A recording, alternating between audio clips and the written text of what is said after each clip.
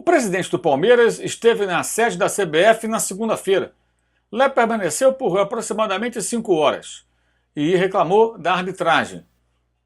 Todos os motivos do mundo tinha Maurício Gagliotti para protestar contra o que aconteceu domingo no Pacaembu, quando um pênalti para o Cruzeiro foi marcado quando o seu zagueiro, Gustavo Gomes, tocou a mão na bola fora da área, muito fora da área.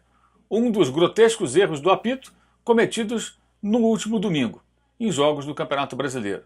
Houve ainda o erro contra o Atlético Paranaense, com um pênalti absurdo marcado a favor do Santos no último lance do jogo na Vila Belmiro, e também em Porto Alegre um pênalti fora da área, no caso uma falta fora da área, um toque com a mão, transformado em penalidade máxima para o Internacional, também decidindo o jogo nos seus instantes finais para a equipe gaúcha. Gagliotti reclama também do que aconteceu na final do Campeonato Paulista, quando a arbitragem voltou atrás da marcação de um pênalti contra o Corinthians, em jogo disputado no Allianz Parque, casa palmeirense.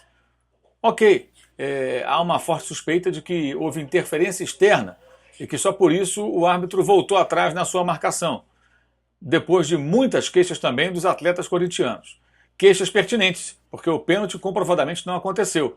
Ralf toca primeiro na bola, na disputa com o Dudu, ou seja, foi um desarme limpo, embora os dois jogadores tenham se chocado.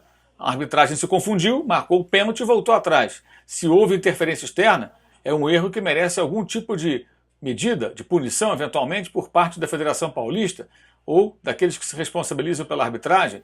Quem cometeu o deslize, se é que cometeu? O fato é que não foi possível provar essa interferência, por mais que existam suspeitas, por mais que pessoas afirmem que ela aconteceu. Mas não resta nenhuma dúvida, pelo menos na cabeça da maioria das pessoas observando o lance, é quase que unânime, de que não houve pênalti.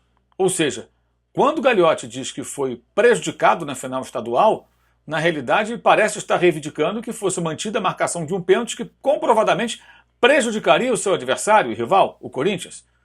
Que reivindicação é essa? Que coisa mais estranha.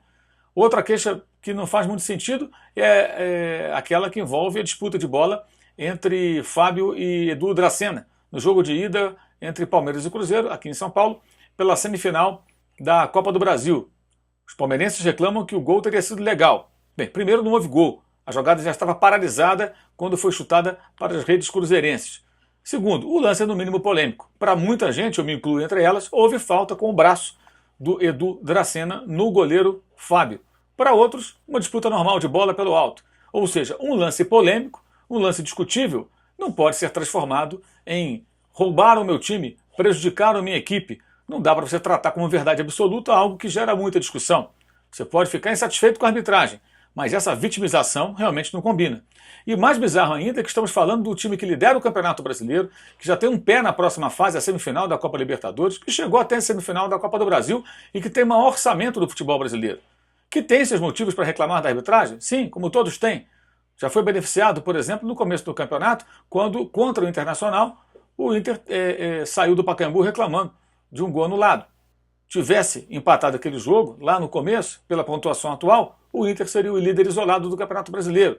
Mas aí podemos também cavucar os erros a favor do time gaúcho. Ou seja, existem erros para lá e para cá. Para algumas equipes que são mais prejudicadas, outras menos. Essa é uma velha discussão. Mas tentar transformar a final do Campeonato Paulista numa situação em que foi prejudicado o Palmeiras quando, na verdade, o árbitro voltou atrás de uma marcação equivocada de pênalti contra o Corinthians, é um pouco demais, né? Enfim. Lembrando que tem linha de passe nessa quarta-feira, às 23h45 aproximadamente, assim que a bola parar de rolar na partida pela Copa Libertadores entre Palmeiras e Colo-Colo. No mesmo horário, na quinta-feira, logo após o jogo entre Cruzeiro e Boca, linha de passe ao vivo na ESPN Brasil. O programa volta na sexta, por volta das 11 da noite, após a partida entre Corinthians e Flamengo pelo Campeonato Brasileiro, e no sábado, aproximadamente às 20 horas, quando terminará o jogo também pela Série A entre São Paulo e Palmeiras. É isso aí, aguardo vocês, conto com a sua audiência, saudações.